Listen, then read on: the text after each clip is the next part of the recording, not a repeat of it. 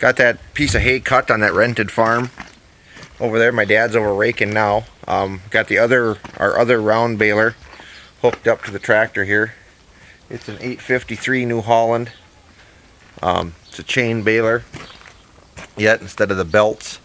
I believe this was the last year that they made the chain baler. My grandpa bought this new, I think, in like 1991. That's been a good baler, but I'll kind of go over it here a little bit as I got to get it ready. Kind of show you that, but so that's what we're doing today. It's a New Holland 853.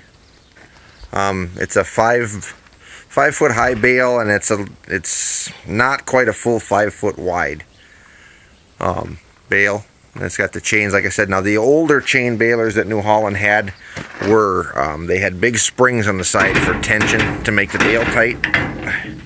This one of the big upgrades is they put on, there's an airbag in here on each side, and that makes your tension for your bale. It actually does make a pretty nice bale. One of the big things you have to do though is your ground speed. If you go too fast, you won't get as nearly as tight a bale, but it has been a really good baler. It will bale baleage, moist hay for the baleage, but it's hard on the chain. Stretches the chain out a lot. So I don't, that's why I bought that other smaller baler.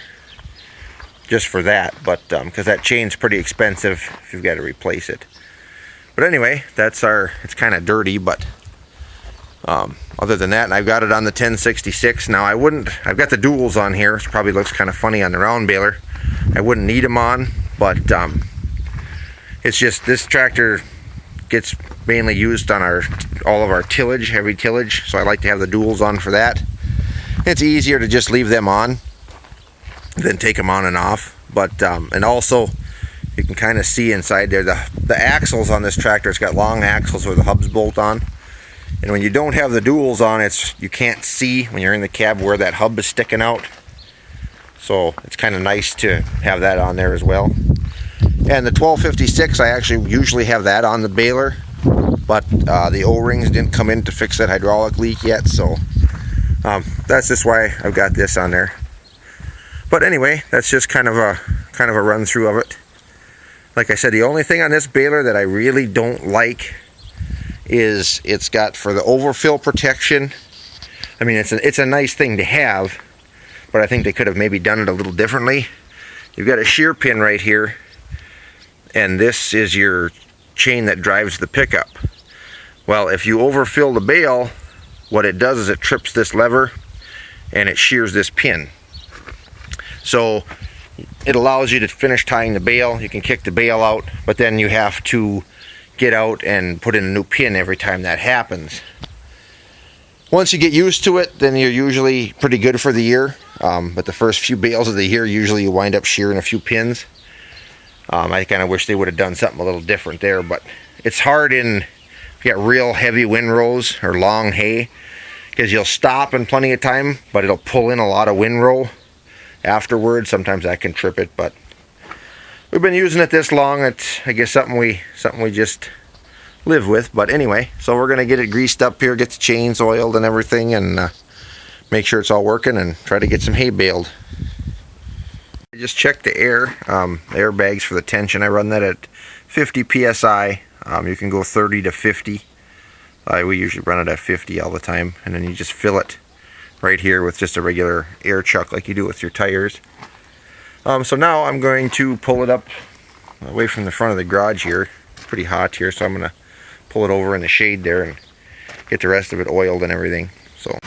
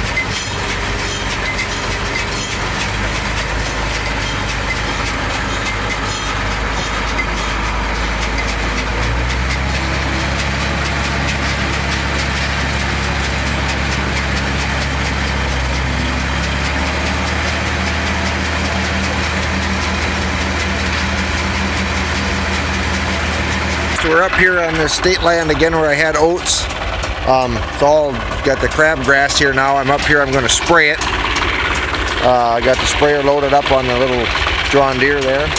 I've got we've got a little GPS here. Let me shut this off so you can hear me. This little GPS here, I mainly just use it for spraying. It's worked nice for fertilizer spreading too, but you set your width of your, like whatever you're pulling behind you in there, a couple different things, get it set up, and then it's got, when it's running, there's lights all over here, and when your lights are all lined up in the green, that's where you need to be. So then when you make your first pass, when you turn to come back the other way, it'll automatically move you over, you know, whatever distance you've got it set for, and then you just keep those lights lit up back on the green in the center, and it'll keep you the right distance.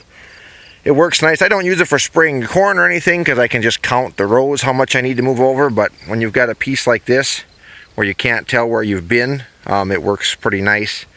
We were going to put a foam marker on here. We've had this for a few years, but this was actually cheaper than the foam marker setup, and you can actually, you know, you can use it if you're spreading fertilizer on hay ground or something where you can't really tell where you've been.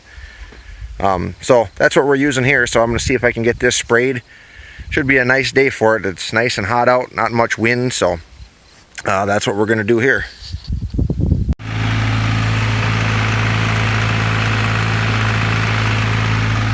Right now it's just recording my pass. It's not telling me anything, but then when I come back around, I'll show you. It'll light up, and then it'll tell me where to follow on my next one.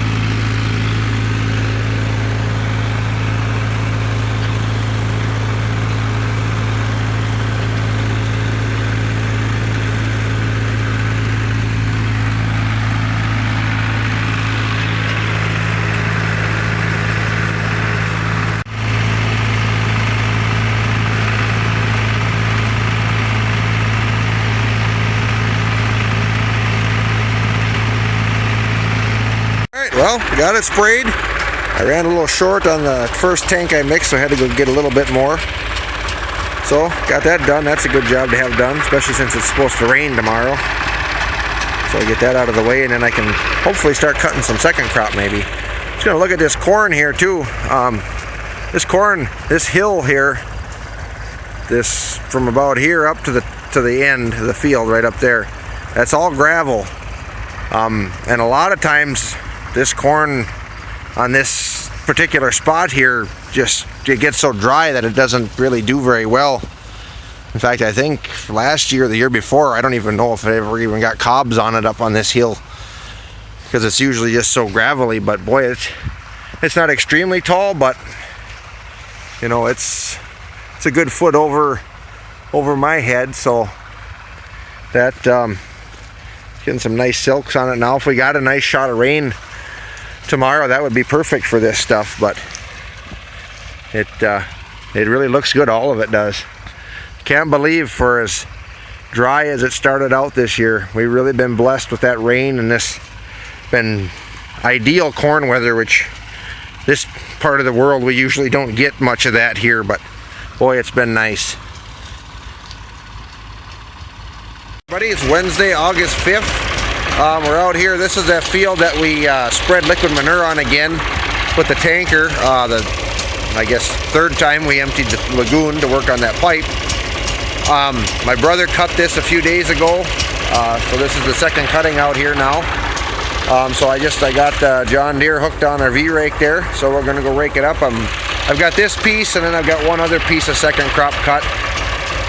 That's a little thinner than this, but I'm hoping maybe rake them both today and see what it looks like. It's been pretty good drying weather, so it should be dry, but I might just rake it and then leave that, after I turn it, leave it dry till tomorrow, because they're not talking any rain till Saturday. So but we'll see what it looks like here, get it rolled up, and go from there.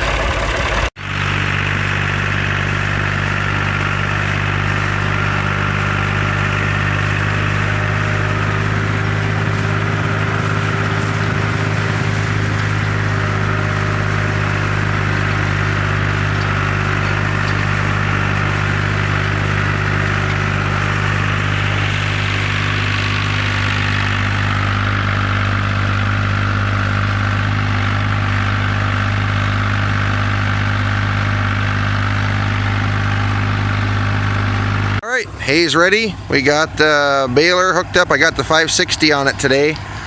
No real particular reason, I guess. I kind of wanted to try it out on here. We've never used it on the square baler before.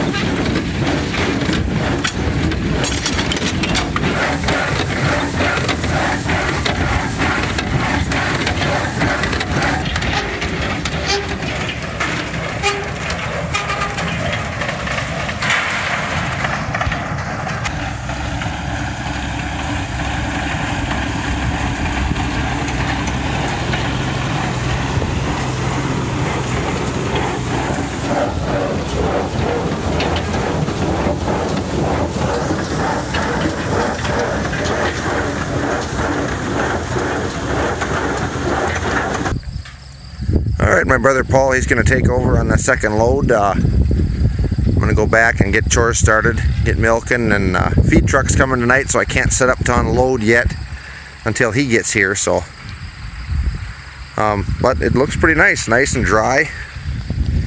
It's kind of a, I don't know, maybe half alfalfa, a little less, and orchard grass, a little clover in there. Pretty nice. That manure really gave it a boost. Actually pretty decent windrows here. The first 2 or 3 windrows were a little thin, but get here in the middle and it looks pretty good. So the tractor works really nice on there. I actually like that with the narrow front. You can follow the windrow a little bit better, and without the cab on there, you can see it a little bit better where you're kind of what you're doing.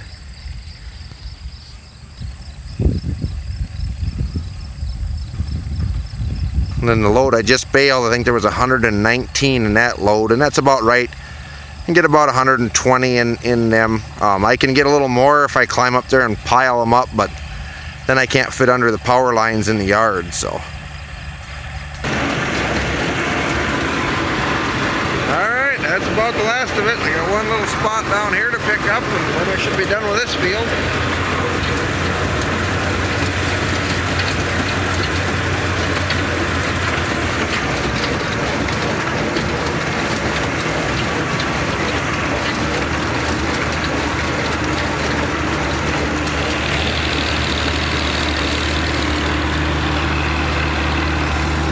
Pretty sight, seeing it all swept clean.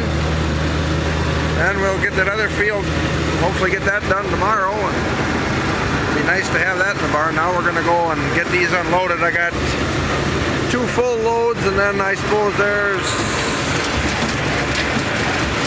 maybe a half. Well, that was pretty good.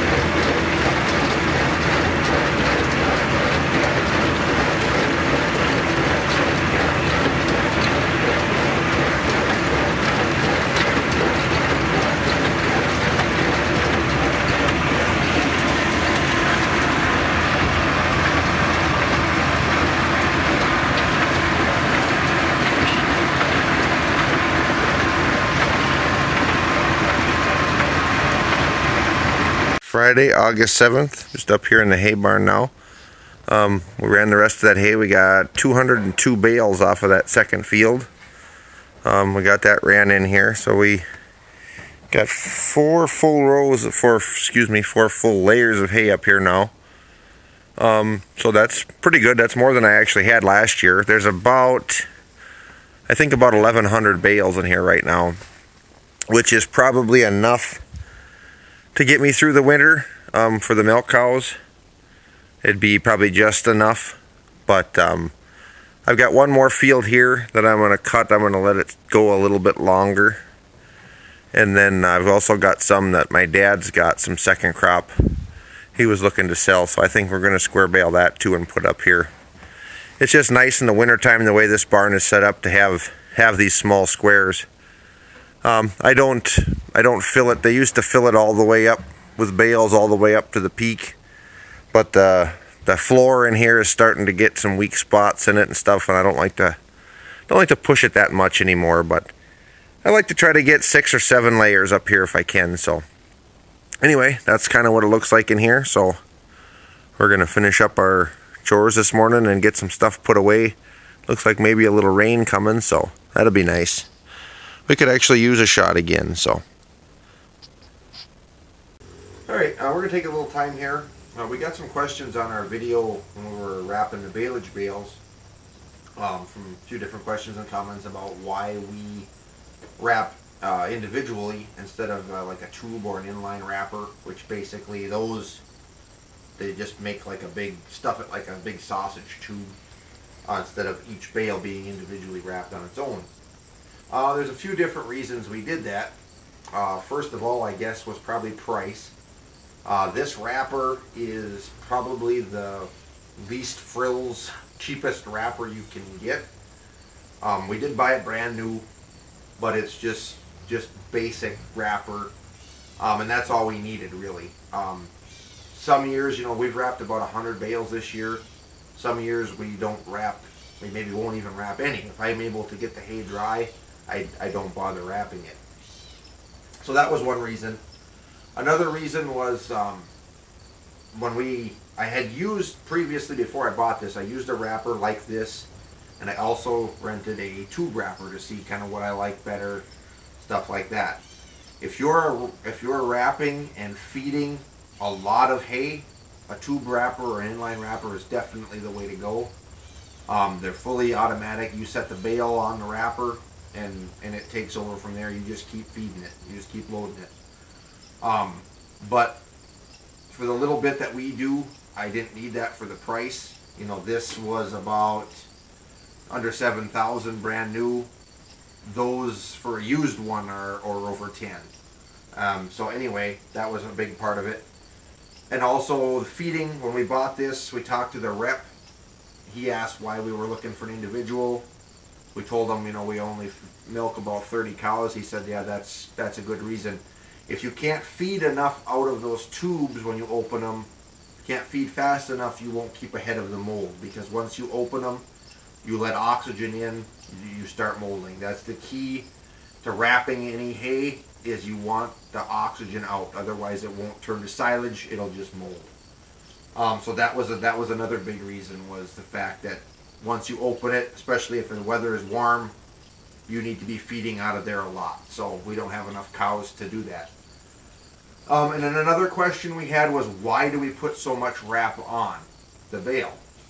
And I noticed, in the video, if you're watching, you see the bale gets fully covered with wrap, and then we continue to wrap. The reason for that is you need to have, I believe it's 6 mil, which is the thickness of the plastic, 6 mil of wrap on a bale to seal all the air out so it won't mold.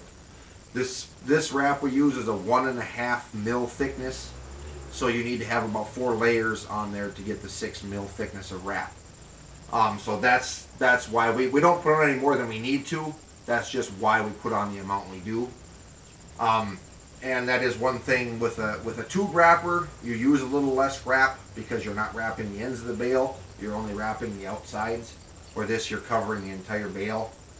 I can get about 24 bales 23, 24 on one roll of wrap with this.